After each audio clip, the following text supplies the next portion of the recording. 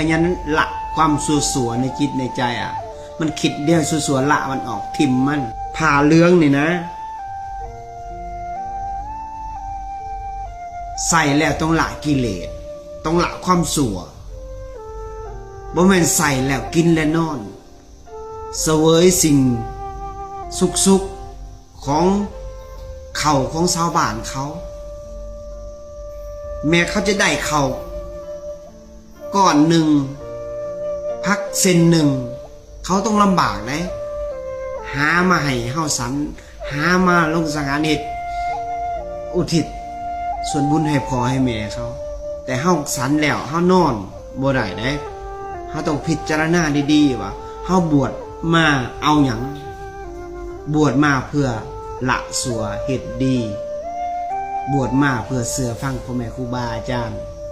เพื่อจะถิ่มสิ่งสัวๆในดวงจิตดวงใจดวงนี้ไปสู่ทางที่ดี